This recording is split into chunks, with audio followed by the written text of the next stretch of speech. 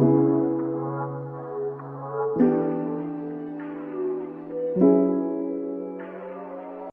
guys, I'm Katie. And I'm Alexis, and this is the Check Your Aesthetic podcast. We haven't, the last episode I did was a solo, so we haven't chatted on the podcast in a while. Yes, very true. Alexis's computer broke. It's broken. So really the reason why I was on a solo, now I know it was not my Wi-Fi. It was my computer, because she was dying slowly. And then she died. But I will most likely, if everything goes well, I will actually be getting things have worked out pretty well, where the people that I go to when my computer dies, which I really like them, shout out Wires Computing in Burlington, Vermont. Wires is about to blow up. Yep, if you're looking in Burlington, Vermont, go there. But they just happen to have the exact same model of my computer, like one just sitting there. And so they were like, okay, well, we can like fix your computer for a certain amount of money, or if you want to spend $50 more, we'll give you this other computer. It's like deal or no deal. Has been like very lightly used. I love it. Compared to your like super old computer. I was like, all right. I would love to discuss the way that like, I don't think any like boomers will ever understand the panic that ensues when your computer breaks. Like it is like, especially for us, but like for any person our age, like it's like, huh? Or like if your phone breaks, I'm like, I can't function, which is really bad, but yeah, it's really, really upsetting when you realize how much your life depends on like a box of like, just like data and like, I know, I don't know, computer stuff. Really but upsetting. Truly what was the most upsetting was that I have basically my entrepreneurship class this quarter. I'm basically just doing like pre-research for my thesis. And my thesis will be this summer, and then like in the spring. So basically I'm doing like research, and then in the spring I will be doing like putting all of my research together and then like presenting to the board. And then in the summer I'll be doing like the finalization of that. But I was working on that and had just barely finished a presentation that was due that night at midnight. And then my computer died. Did not save it. So I was just like, all right. It was like probably 6 I'm gonna die. Thankfully it I was would have started so bawling, crying, and called everyone I know. That would have been my response. The thing is, like, this has happened before where like my computer just randomly died, except last time it was like 2 days before I started my job at eSmarter. So this was like less dire, and I think because it had happened before, I was just like, okay, Austin, is your computer available? And I just like quickly put all of my presentation back together. Big tip: do everything on something, no matter like, if you can do it on something that is like accessible from someone else's computer, always do that. There was some parts of it that I had to do again, but thankfully my whole presentation was on Canva. All of my research was on Google Docs. I was able to just like log into things and just like put the pieces back together. My toxic trait is using Microsoft Word. I stay using Microsoft Word. It's really bad. I need to just transition to Google Docs. Anyway. Yeah, just use Google Docs. Anyways. Well, for anybody who's like, okay, awesome. What's the episode about? We don't care. So today we had Emily Henegar on. She is the owner of Cookie in the Kitchen. If you've seen, which I'm sure you have, the Harry Styles Love on Tour cookies that a girl on TikTok made for Harry Styles, that was her. She's made cookies for a lot of big artists, so that's kind of where her TikTok fame came, but there is much more to her than the Harry Styles cookie. Yes. We love her for many things. We love her for so much more than the Harry Styles cookie. I was like, I didn't want to just be like, what is the Harry Styles cookies? Because I'm sure she's like, so like, tired. Shut up about She's like, please hush. I don't even give a shit. Anyway, so she started her business when she was 11. And that should be enough reason for you to want to listen, because she clearly has more knowledge than me and Alexis have. But she's just a lovely person, and we had such a great time. She's so insightful. I feel like she has so many amazing things to say. She really did. And I asked her before we started recording. So you guys will hear she goes to college in Nashville, but I'm going to a concert in Nashville. I'm going to see Casey Musgraves. And I was like, are you making cookies for this? Because I'll be there. She was like, I might. I was like, I don't know. That is so amazing. So fun. But in other Casey Musgraves news, I had an outfit crisis today, you guys. Oh my God. I ordered this 2-piece set from Nasty Gal. I got to pull a picture up. I ordered this 2-piece set from Nasty Gal for the concert, and it was like a satin top. To be fair, I really thought it would like work well. So it was a satin top and some satin pants, a matching set. So it comes in, I'm so excited. I try it on, and this is what it's serving. The crotch of the pants, like the Literally location from the like, crotch, it went to like directly under my boobs. Like it took up my whole stomach, and they also didn't fit. And they were like a foot too long still when they're pulled up to my boobs. Like your boobs. Yeah. Like literally the top of my torso. They couldn't have been pulled up any further. And that was the length of the crotch. And then they were still a foot too long. So then I had a crisis, and I was like, oh no. Anyway, I landed on an outfit. It's super cute. You guys will have to stay tuned to see it. It's very cute. And it's very like, yes, I'm very such a cool girl. Like I'm so like, it's just like a casual cool girl. I'm just like really cool. And like, I'm a Nashville native. I barely put any effort in, but I like look crazy good right now. Literally. But these pants, I'm looking at them right now. I'm like, what the hell? Anyway, if for those of you who aren't watching the YouTube, if I remember, I'll put the picture that I just showed y'all on the story. It's hideous. But if not, you need to go watch the YouTube to see it. It's, oh my God. I sent that picture to everyone. I was like, look at this. And they were like, and Alexis sent me a zoomed in picture of my face. I was like, anyway, she's not happy with the so that's just on the Nashville tangent, but I guess we should go ahead and get into the episode because there's a lot of great content. And don't why do I look like a man? No. I was so mad. I was so excited about the pants, and then I was thinking like, oh, I can wear the pants like other times too. No, girl. And then I have to pay $5 to ship them back. I don't pay $5 to ship them back. Nasty Gal, like their shit is cheap, but like they're not helping you out at all. Anyway, they're not friendly. I think we should get into it. What do you think? Yes, I very much agree. Amazing. Well, enjoy our chat with Emily. Hi, Emily. Thank you so much for coming onto the podcast. Absolutely. Happy to be here. Thanks for having me. We are so excited. Of course. So for anybody who's listening, who, of course, we explained everything in the intro about who you are, but why don't you go ahead and introduce yourself, tell everybody a little bit about who you are, what you do, for anybody who may not know. Absolutely. So my name is Emily Henegar. I'm 22. I go to Belmont University in Nashville, Tennessee. I'm the owner of Cookie in the Kitchen. So I create designer decorated cookies, and I've been doing that since I was 11, and I'm in school studying entrepreneurship and graphic design. So cool. I love that so much. So you already said that you started your business when you were 11, and we did research. So that was 11 years ago. Correct. We did math. We did some math. Yes. So tell us a little bit more about that, like kind of passion that led you to start that business and how you were able to do that at such a young age. Yeah, absolutely. So when I first started, it was not anything crazy. I mean, as you're an 11-year-old, you're not like, okay, come on, college is coming up quick. I really need to decide like what my life's plan is going to be. No, it's more like, I don't know, this sounds fun today. Maybe I'll do it tomorrow. And I have an older sister, and she had this little like clay figurine business where she would sell them on Etsy. And I was like, well, that's really cool. Like, she has a debit card. I don't know. I want one of those. And, and we just would make cookies a lot with our family, just with like movie nights or whatever. And I was like, why are we like buying pre-made cookie dough from Kroger when like I could have fun just making them myself? So I always kind of love cookies. I have a big sweet tooth.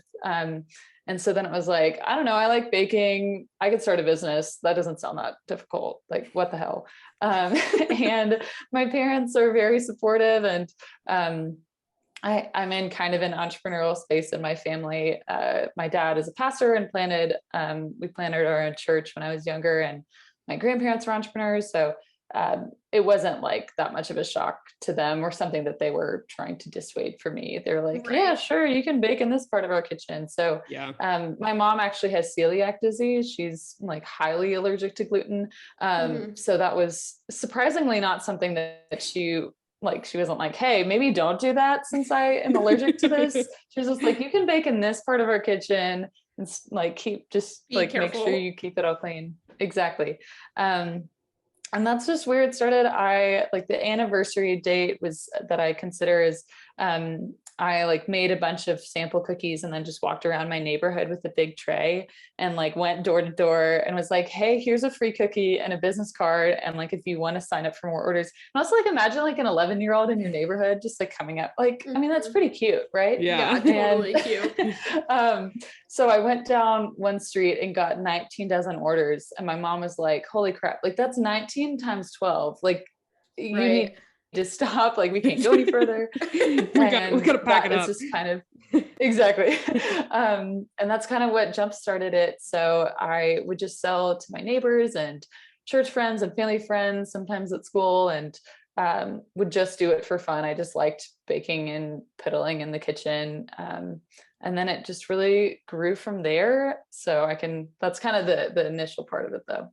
I love like the lack of like, it's not a lack of inhibition, but it kind of is like whenever you're 11, you're not like, is this a smart financial decision? Like, am I like risking it all? So I feel like that was probably a good thing, honestly, that you were able to like start so young and kind of not worry about, like you said, like you're literally, you're in elementary school.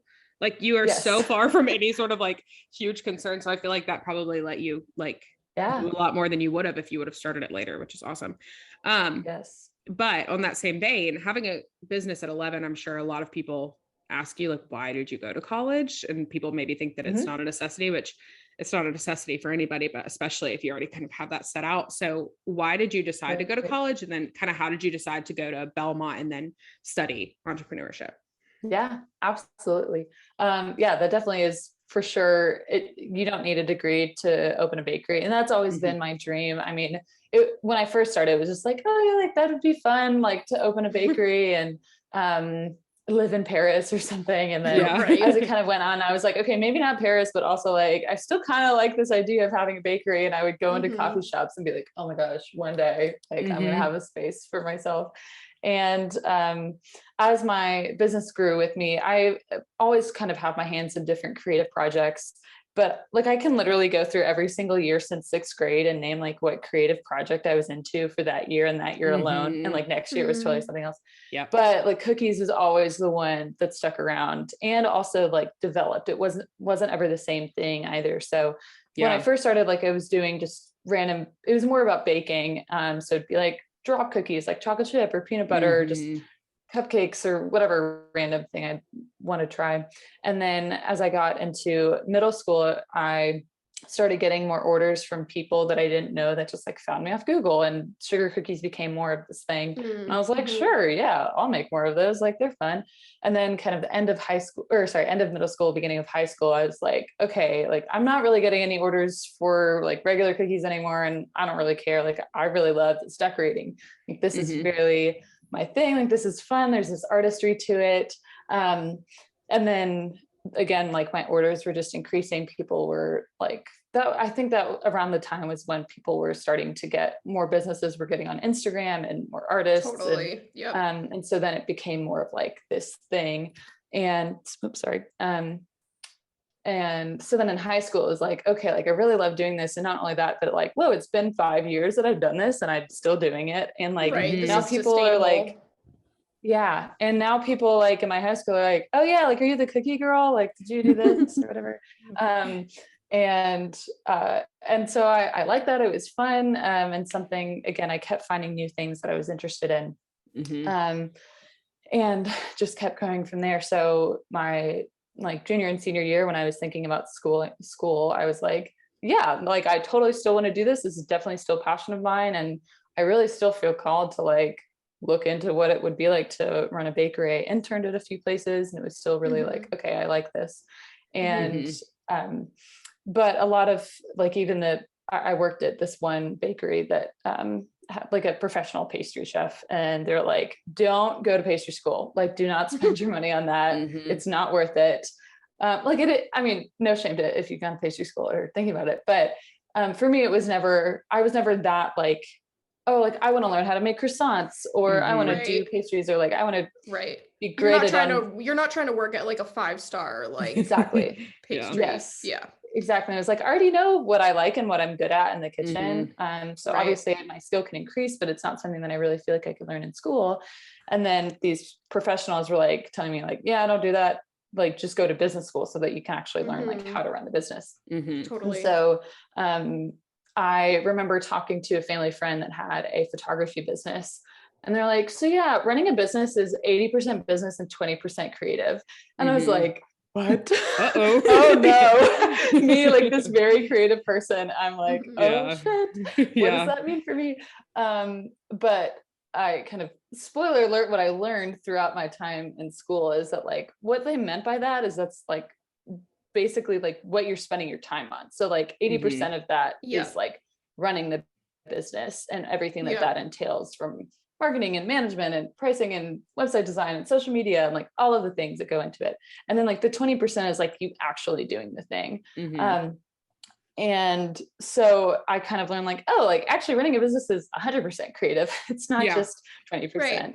But I didn't really know that at first. So I was kind of like, okay, maybe I could go to school for graphic design and then minor in entrepreneurship. If I really like felt like being in a business major would be really frustrating for me. So that's kind of what I was looking at when I was touring schools, both of those like majors.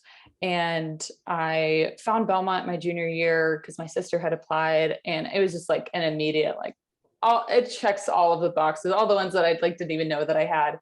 And they happen to have a great entrepreneurship program. And so I was like, why would I minor in this if this is going to be my whole life?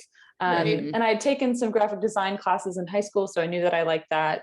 But I was never like passionate. I don't really consider myself like a exactly. Like I don't consider myself a traditional artist in the sense of like drawing and painting and that kind of thing. Like that just doesn't come as naturally to me. But graphic design was like, oh, this makes sense. But I never was like, I want to be a freelance graphic designer or working in a firm. It was still always like brought it back to cookies. So then when I found Belmont, I was just like, sick. It checks all these boxes, makes total sense. And I'll just kind of see what this is like. And I mean, my parents said at one point, they're like, hi, yeah, we could give you the money we'd spend on college for you to open a bakery and you like wouldn't have to go to college. Right. And I was like, don't tell me that. You're supposed to encourage me to like get an education. But it was never really anything that I considered seriously, because I knew that I was like, I know I had this passion for wanting to open a bakery, but like, how the hell do you run a bakery? I don't know. Like what goes into that? And at the time with my business, like I was doing enough on the business side to make it, but I still didn't, I liked it. I didn't dislike it, but I just didn't really know what I was doing. So that was another draw, is to be like, okay, let me have like a bigger picture grasp of this. Let me really just learn what it will entail to run a bakery. And if I like that, if I'm well suited for it.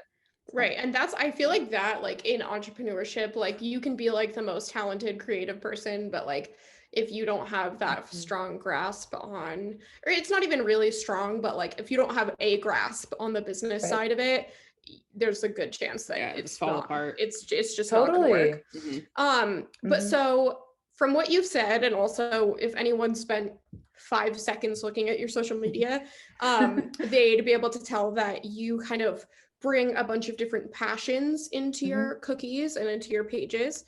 So talk about that journey of kind of combining the love of like artwork, as you said, also music, and baking all into one. Absolutely. That definitely really came about in high school, kind of seeing all of those things converge. I love just kind of seeing the way different things connect. And when I started, like when I took a graphic design class, and I think it was my sophomore year of high school, I was like, wait a second, I'm basically just doing graphic design on a cookie. Like, right. Yeah. That's literally it. Like I can copy these same things. And then again, at the same time, with this kind of resurgence of this artistry with sugar cookies that a lot of people were picking up on, especially on Instagram, I was like, oh, it's, you're literally breaking away from these cookie cutter shapes. And I was like cutting out different shapes that I'd printed, that I designed on Illustrator or whatever. And so then at that time, that was helpful for me in terms of like planning designs and whatnot. But then I also started getting really into music, and I'm not a musician. I will never claim that, but I love going to concerts. I love following bands and learning more about their story and just kind of diving into who they are. And I started going to tons of concerts, and I was like, wait a second, if I can put anything on a cookie, why don't I just put an album cover? And so then the first concert I made cookies for was for Oh Wonder. They played in Atlanta, and their first album cover is literally, it's just like black and white, super simple.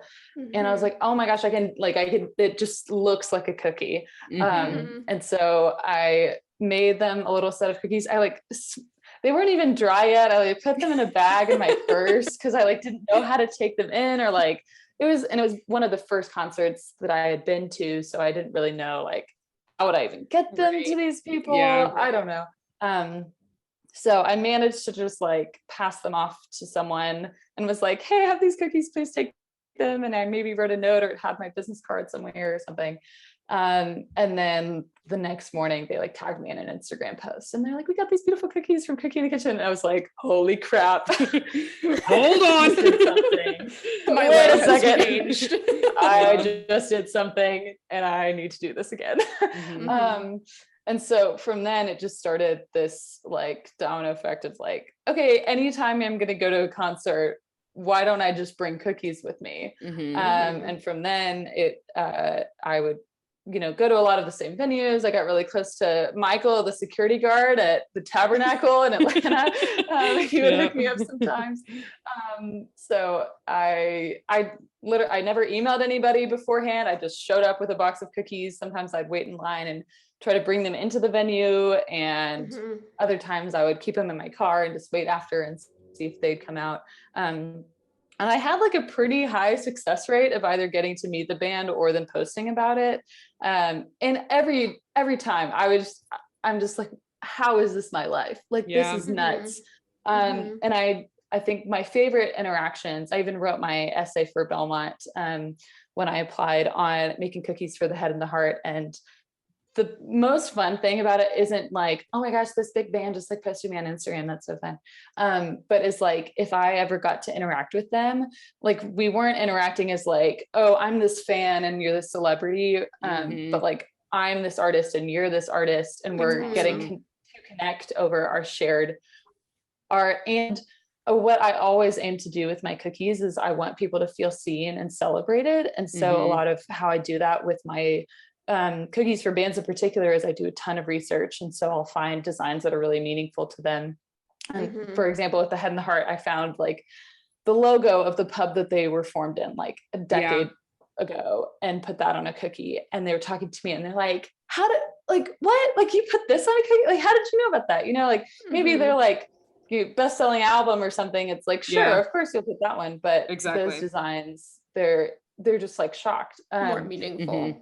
Exactly. So that was really when it was okay, it's not just this art form. It's not just this way to, I don't know, get profit or something. Profit. Exactly. But this is this really meaningful way to celebrate people and their art and their creativity and who they are. And throughout the rest of my time at Belmont making cookies for many different events and for people, that's always been what I've found to be the heart of what I want to do. I love that. Definitely. And for anybody who's listening and you're like, is this? Yes, it is the Harry Styles Cookie Girl. We haven't mentioned it yet, which I'm sure that's usually the first thing people ask you about, but yeah, it's the Harry Styles Cookie Girl. That's how I found you on TikTok, because I was like, I mean, I'm on Harry Styles TikTok like hard. Anyway, yeah, that is you. But yes, it's not, that like, is me. Yeah. So many artists, and I love what you said about like connecting with them, because I do think like it's really unique to be able to not necessarily like offer them something, but it's like your creativity that you're kind of like meeting with their creativity, which I just think is so awesome. Yeah. I mean, it's a gift. Exactly. Yeah. And I think combining your passions like that in such an organic way is really awesome, and makes sense why it led to success, rather than you being like, I'm going to make these cookies and they're going to make me famous. Like, you know, it's not like you were like, I'm doing this because I know it'll lead to like fame or success. Like, you were genuinely just like, I love this artist, I'm going to this concert, let me just make some cookies. You know? Exactly. I think also going into that, like with the artist, but also just on TikTok, I feel like a lot of your success on TikTok is that you come across as so genuine, and like when you have those like voiceovers where you're talking about it, you can tell that you really like the person that you're doing artwork of on a cookie. It's not just like, oh, like Katie said, like I'm not just doing this to like for the views. Like it's obvious that you actually listen to this person, which I think is important. And like you were telling us before, like I'm sure you've turned down plenty of really big people because you don't have time. Like it's not it's not like you're just chasing that bank. Absolutely. Yeah. And it's, I mean, with anybody, even if I don't know them very well, I mean, even Harry Styles, like before I did that, I wouldn't have considered myself like a Harry Styles fan. Like, sure, I've listened to Fine Line a couple times, whatever. Then you figured out everything about him and saw every outfit he wore. Yes. So exactly. I went through like 2,000 comment suggestions of different ideas of, you know, random inside jokes or such. But yeah, it's definitely, I mean, when I spend like hours upon hours doing research for someone, like it's hard to not like see them as a person and to want to like know more about them. And I, even if I don't necessarily listen to them, like it's still, I mean, I'm spending like 16 hours making maybe or more probably. Well, for the Harry Styles, it was a lot more, but yeah, it was way more than that. But very many hours nonetheless, like laboring over teeny tiny details of something. I mean, like, I'm like, I know exactly where like this letter falls into place on your album. Like, I don't think you even know, you know, like just all of those tiny details. And it's, you can't do that without having some like admiration for someone of wanting to like see them past just who, you know, they present as, even if it's just like this big artist. And like you said earlier, like it's a gift. I made cookies for like, I think it was maybe 35 people, again, hours upon hours of time on these just for fun. No one ever asked to pay me for them. I never asked anyone. I was like, sure, that'd be nice. And then I did eventually start getting paid for them. But I mean, it was just like a gift of love of like, hey, I hear like you are this artist that has gifted us this beautiful art and creation into the world. Like I want to do something to like be able to honor you in a way that's more, again, that's just meaningful. That's not like trying to use you for clout, but like I'm actually trying to like celebrate connect with you. Yeah. And like I said, I think if that like that clearly comes across, and if it didn't, like people can sniff out like a fraud, like especially people who have people coming at them all day, every day, like these big artists. So you know, and that's not something you can fake. So props to you for that. Totally. Thanks. Okay, so we know all too well that as a business owner, like having hobbies that aren't monetized is very important. And you know, doing things like just for yourself. So what are some of your hobbies that you keep kind of separate from your business? And because you know, you're taking your passion of music into there, like into your business. So what are some that you've kept separate? And like, sort of, why did you decide not to be like, I'm going to take every single thing I love and make cookies about all of them, you know? Yes, absolutely. No, that's huge. I think, oh man, there's so many different ones. Again, I just filter through a lot of different creative hobbies. I think one thing, I mean, with any kind of creative thing, I feel like I've always had someone that's been like, oh my gosh, you should totally sell this. And I'm like, guys, I already have a business where I'm selling what I make. I can't. Exactly. Like I don't have the capacity to, and also like, I don't want to spread myself that thin. Like I've already, both logistically with my time, but also my business. I don't want my business to like have like 5 different businesses that I'm running. It gets confusing. Like, what is she even doing? And they're selling here. But I would say I'm a big bullet journaler. I actually have my bullet journal with me. Here she is. This is number 4, I think. We've got little frog. I wish I had the consistency. I bullet journaled for like probably 2 weeks. Then I was like, it's hard to stay consistent. Oh, it totally is. Yeah. And I probably would have fallen off of it if it isn't how I keep track of everything. And it's also kind of similar, like graphic design oriented. Totally. So I can really hang with that. I write poems. I didn't start writing poems until college. Just kind of happened, definitely like a way for me to process what I'm feeling. I love fashion too, and thrifting. But again, none of those I'm not like, the only thing that I've come close to doing is like, should I make a TikTok about this? And then I'm like, maybe not. I don't really want to spend 2.5 hours. I feel like the risk gets like with TikTok, the risk is like, if you post something and then it like randomly blows up and then you're like, uh-oh. Is now this my niche more? Now? Exactly. Yes, totally. I know. Like, thank God it was the Harry Styles cookies that blew up. I'm like, yes, I will be doing things like this again. Thank you guys so much. Like, I love that. And I feel like I toured Belmont, and I loved Belmont. It was a beautiful place, but I felt like I was not artsy enough. And as it turns out, I was, but at the time I wanted to be a teacher. Anyway, Belmont's such a creative place. Everybody there is like, literally, I'm like, y'all, how come y'all are all so talented? Anyway, I feel like that's a good place to foster creativity. If any of you are listening, need school recommendations.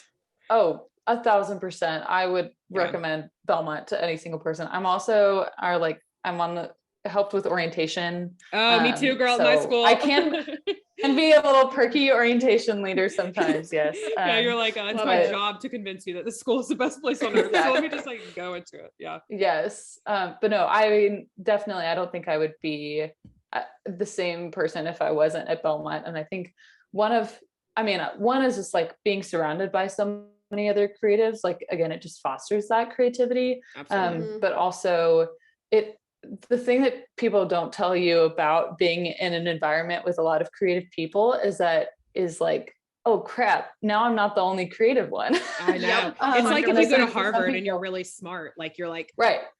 Wait, you're telling me all y'all are this smart too? Yeah, that's crazy. Exactly. And go ahead. Sorry, you got it. No, go ahead. Yes, but I mean, thankfully there weren't any other cookie girls at my school, though I would have maybe felt a little bit threatened.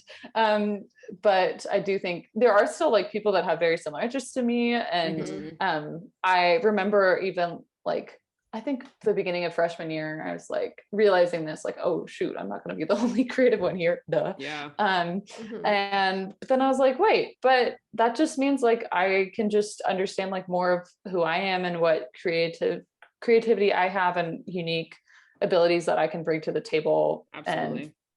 And not just like live into just like, oh, well, I'm the only cookie girl, or I'm really good at this and I'm better than these people or whatever, but just be like, this is just how I made, and there's beauty in that no matter what it looks like compared to other people. So I think I'm very grateful that I was able to kind of recognize that before going to school and not having to like have a huge reality check for it. But it's like, oh, this just makes sense. And then I can celebrate and highlight other people that are also doing cool shit and not feel threatened by that. Definitely. Yeah, I think that's awesome. I think you brought up such a good point that like I had never even thought about in myself, that like when I was in high school, I was totally like the art girl, and like people would see me walking through the high school lobby with like weird big sculptures twice my size, like whatever. And I think that I totally had that, like unintentionally had that swelled head of like, I'm the art girl. And then I went to college, and like my first program was like an art-centered program, and then now I'm in SCAD, and like, yeah, I'm like, oh, so like I'm a small fish in like a very big sea right now. And I think that there's like definitely an importance in that, and being able to learn to like, you know, work with other creatives and also like collaborate and have kind of an appreciation of like, you might be better at this one thing and I'm better at this one thing, but we both fit well together, and like there's space for both of us. Yeah. So it is a hard lesson. I was social media girl in college, and then I like went out to the real world. I was like, yo, like my whole program is a social media program. I was like, y'all know how to work this too? Nobody at my school knew how to work this. Like, yes. Anyway, absolutely. It's, like, it's just a reality check, and it's good. And I like what you said, Alexis, about collaborating with other creatives, because we're all about collaboration over competition on the podcast. Totally. We talk about it all the time, but especially in the creative space, I think it can get a little, people can get a little like feisty, nasty. If you don't work on that early. So love that. So we've talked about these, like your values kind of sprinkled in, but you clearly have very strong personal values. So how do those play a role in how you run your business and how you've grown your business, as well as, I know, like with wanting to open the bakery, I scrolled all the way down on your about page of your website. I said, this is what I need. Yes. But kind of in the future, how do you think, or how do you plan for all of that to affect how you continue to run your business? That was kind of a long question. No, that's good. I can hang with it. Oh man, there's so much there. I think the beauty of being an entrepreneur is that like you do get to bring those personal values to the table. Absolutely. And it's always, I mean, it is a hard line to walk as you grow in a popularity, or like people recognize you more, you just grow your business more, there are more employees or whatever. But I think that you at least get to set that tone. And yeah, I mean, there are a lot of things, a lot of values that I bring in. I think the biggest one that comes to mind for me, mainly because I have it tattooed on my arm, is open hands. And that's something that I live out a lot and try to remind myself of on a daily basis. And a lot of what that means for me, I mean, there's a number of things, but it's just kind of like, it's a position of surrendering, like holding things out. But it's also a position of like receiving, like you can receive with open hands and release with open hands. And I think I felt that way a lot with my business. And that like, I'm receiving all of like these wonderful opportunities and these great customers, and just a passion and a calling that like, I feel so delighted to get to have. But like, I don't want that to all be like self-serving on myself. I mean, I've had to like, I've thought about that a ton, especially with TikTok growing, where I'm like, okay, I don't want this to like speak to my identity as a person, or for it to be like this self-serving thing, but to look outward and back to the like community and not competition. I mean, at my very best, the best thing that I can do is recreate other people's art. Like all of the art, especially like with any artist, like that is the only thing I'm doing. Like, I mean, granted, sure, maybe I'll make some designs and I'll do some work there, but like the most meaningful thing I'm doing is just recreating something else. I'm sorry, Rue. Are you okay? She just like arose from her nap and barked for probably the 5th time she has in the months that I've had her. Anyway, she's back asleep now, so sorry. She interrupted. No, you're so good. Scared me half to death. Jeez. She's like, absolutely no competition here. She's like, preach, girl. She's like, community over competition. But yeah, so obviously we have, you know, plans for the bakery moving forward. And in your plans for that, and like along with your values and everything, you're eventually going to have to not be a one-woman operation, and you'll have to bring in a team and everything. So what are kind of like the most important things for you when you're at, like, when you're going to be at that point? Like, what are you going to be looking for in a team? Yeah, absolutely. All big questions. I think a lot of the work, like 10 years in the future. I know. We're like, no, I love it. No, it's great. What are your values for life? Yeah. Where do you have to be in 50 years? Exactly. Yeah. No, I am like fairly future minded, and I mean, not all the time, but I I'm not scared of those questions. Right. But it is something that like, I've done, conceptual work in my classes thinking about like, what do I want my company culture to be like? But I've never actually done it. The closest I've come to hiring any employee is like hiring my sister in middle school. And then I'm like, why do I have to pay you? Like, I'd rather just like spend do it myself. Which is definitely not my mentality for hiring at this point. Definitely, please pay your people fairly. But it was my sister, and I was like, I could either pay you $10 or I could lose an hour of sleep. So I think I'm going to pick the latter. But I think a big part, kind of back to like that early mentality that I had when I was younger, just starting a business and being like, what the heck, why not? One of the things that my mom would always repeat that I would say is just like, well, that was a fail, moving on. And as an entrepreneur and a creative, like there always is going to be things that like just don't come out right or don't work the way that you think that they will. And as an employer, eventually, like there are going to be many, many moments, not just of that being of that happening to you, but of your employees messing up and making mistakes or not doing things right. And we're just not knowing, or just failing in any number of ways. And like, you cannot have creativity without making mistakes. Absolutely. And you cannot have a culture and a community that enables you to make mistakes without like having grace for that and an acknowledgement of like, it's going to happen and it's okay. It's okay. And it's honestly like necessary and it's wanted here.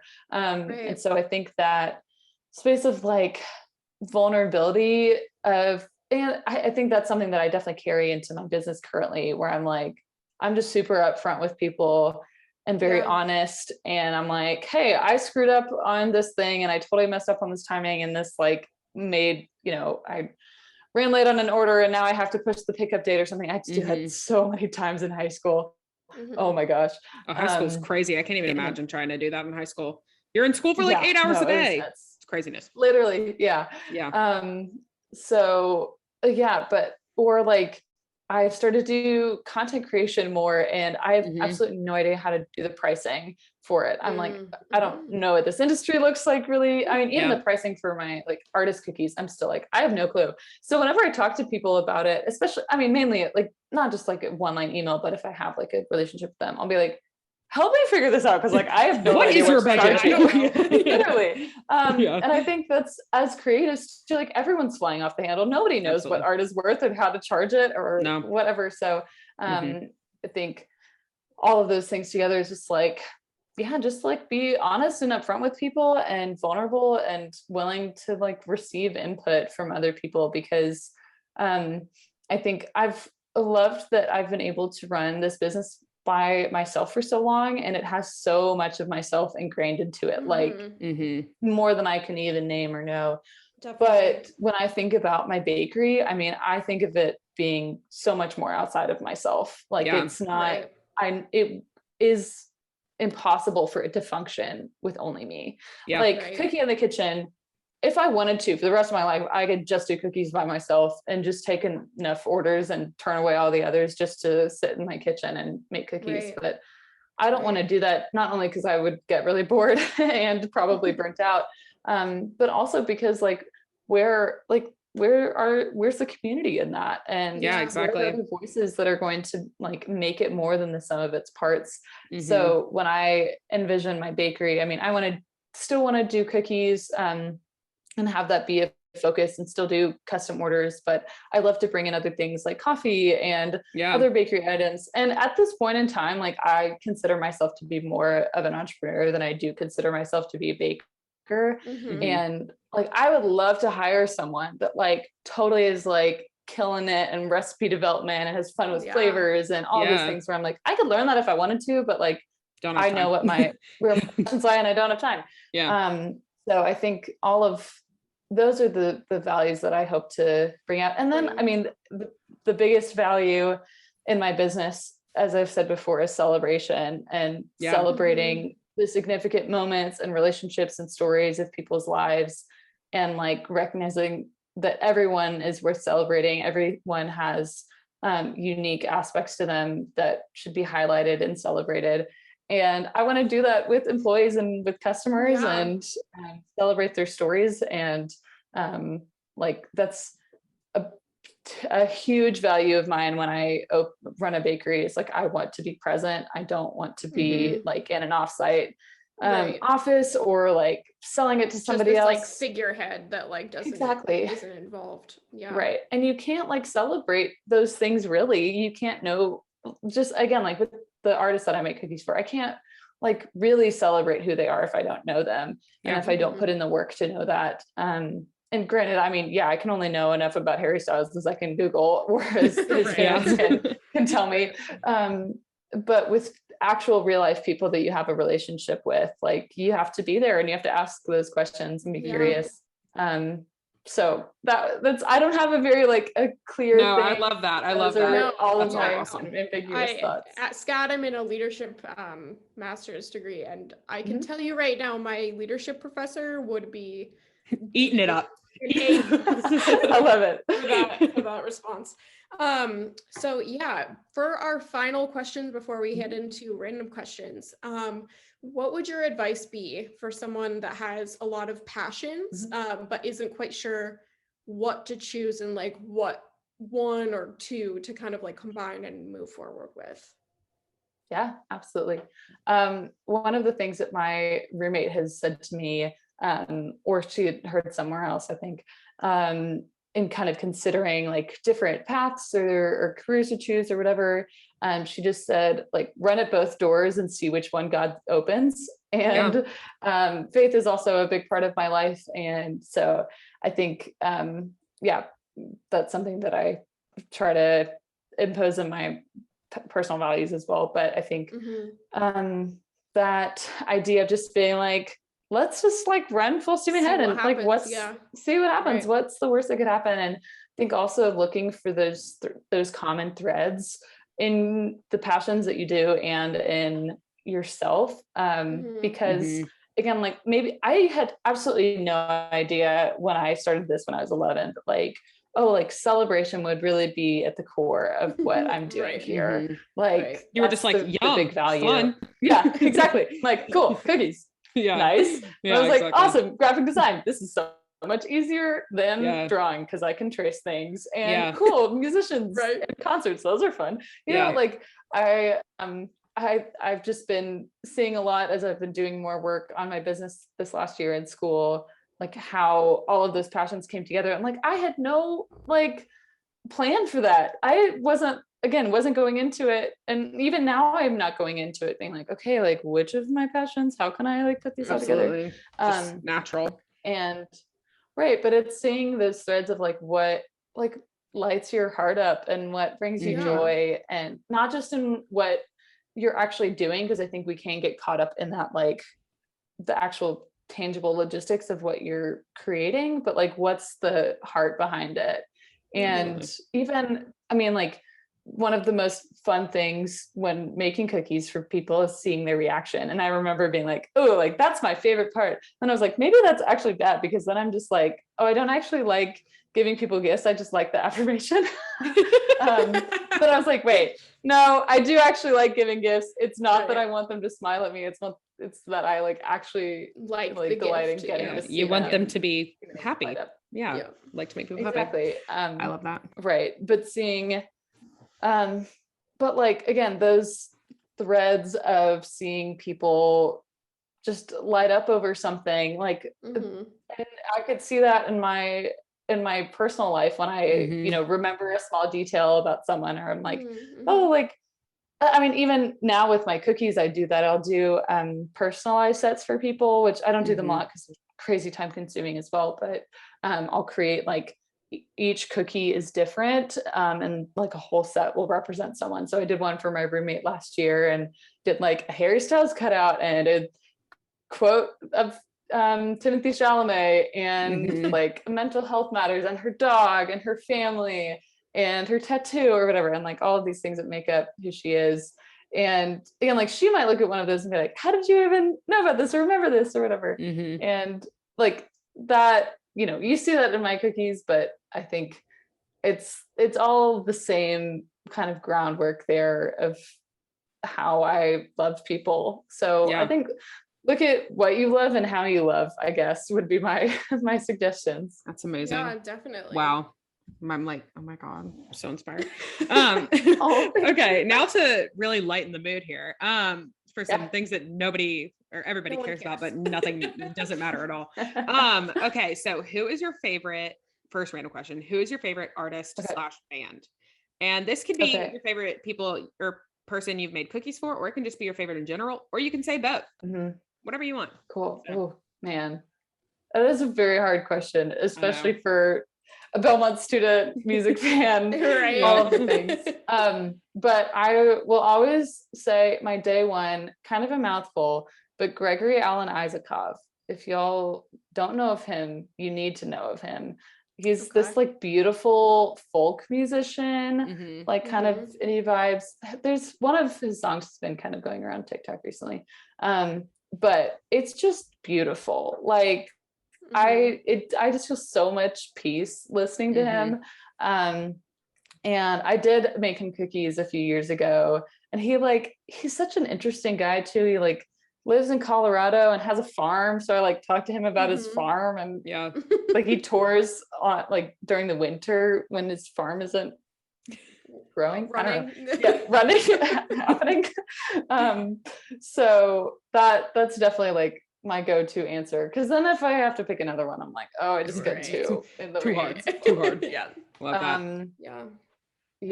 Yeah, that would probably be my the answer. 2 for 1. Same. Yes. Well, it's amazing that you got to make cookies for your favorite artist. Mine is like every other bitch. It's Harry Styles. There it is. I'm just, and I can say I was there from literally the first album of One Direction. So I didn't just hop on this train. But to be like slightly less basic, which is not really much less basic. I've recently, for the past couple of years, kind of since college, really liked Lauv. I just think he has good music, and he's coming out with a single tomorrow, so he was on my brain. Anyway, Alexis, I know yours probably gonna be from like the 90s or the 80s or a long time ago. Even further, the 20s. No, like the 70s. Probably ABBA is like most consistent. I have a very strange sense of taste in music. I have, as my fiance says, I have the music taste of like a 56-year-old woman. So that entails like music from like the 70s, even further back, a lot of the 90s. But yeah, I would say probably ABBA. And then like current, I'd probably say I've loved Adele from like day one.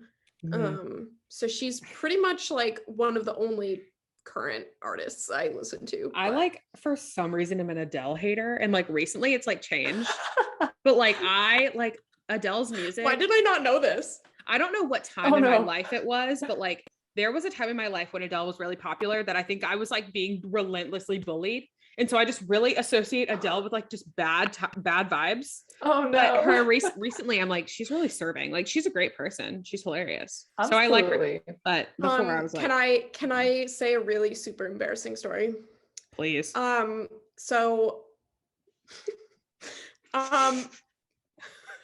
What Adele reminds me of when I listen to, especially, I think it was Something Like You.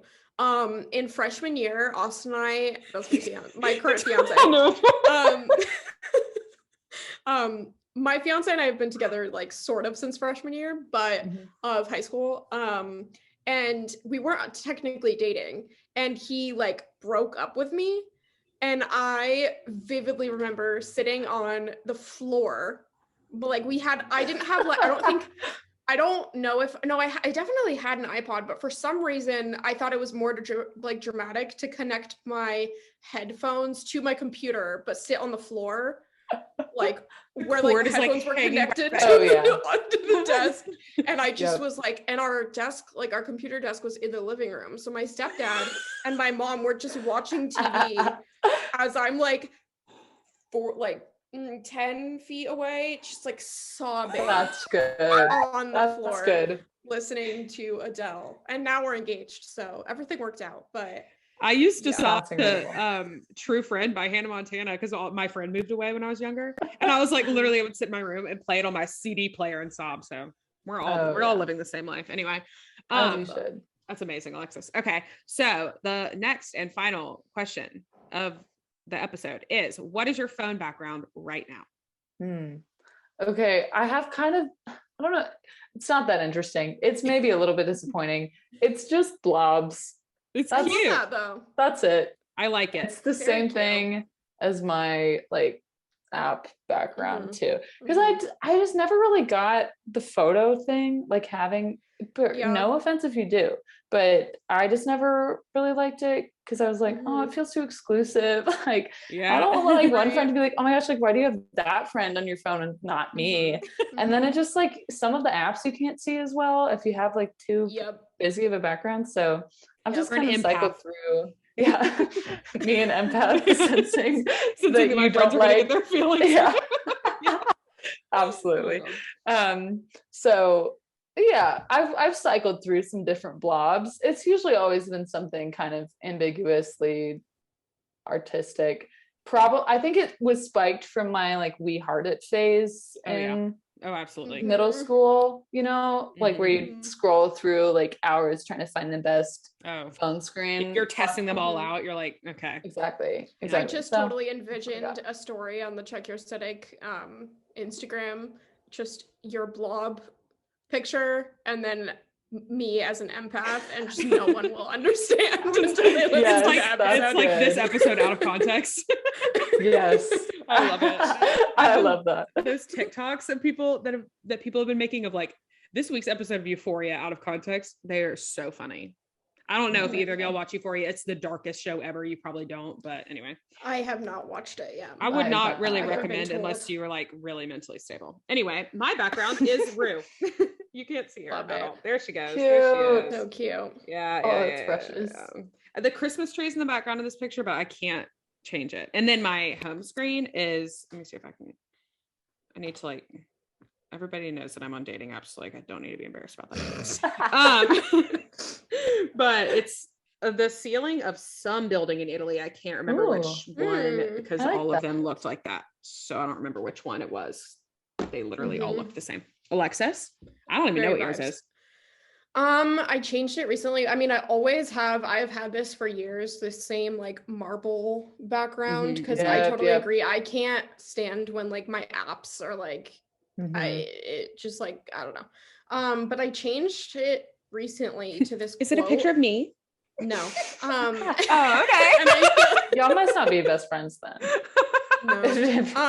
My feelings are really hurt. But Yeah. I changed it, and I feel like I don't know, I feel like this quote is like kind of toxic. I don't know. I feel like I should change it. But it says success doesn't come from what you do occasionally. It comes from what you do consistently. I don't think Looks that's like that. toxic. Huh. No. That's not toxic. It's not Except toxic, on okay. TikTok. TikTok only comes from what the success Literally. you only do occasionally. Literally, TikTok oh my is God. the king of toxic. Love her, but Yeah. she's I saw some TikTok today that was like, I have never seen an app that is so hated by its creators. And I was like, Yeah. you're so right. Because it really is. I mean, it's just, it requires Oh my so much dedication. That's just Oh my like God. absolutely not I possible. know. And then what's the reward? Oh, I know. And Yeah.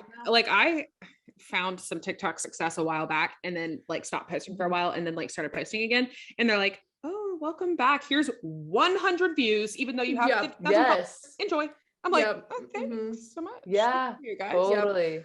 Crazy. Which I is had so a video. not sustainable. No, Yeah, no, literally. no. I had a video a while ago when I like opened my iPad case, Oh my and God. I like it was just like the stupidest video. I didn't like mean for it. Like I don't even remember how like It many was views it was got. right after text to speech came out and you used text to speech. Yes, And yes, that's- it was like yes, I used text to speech, and that was like pretty new at the time, like Katie said. But so many comments of like, because I talked about my hands like 2 or 3 times, And there's so many comments that I still get that are like, shut up about your hands. Literally, if you say anything about your hands again, I'm going to kill you. Like, shut up. Like, oh my gosh. Yeah, TikTok just people are so mean. yeah. So mean. God, they're so mean.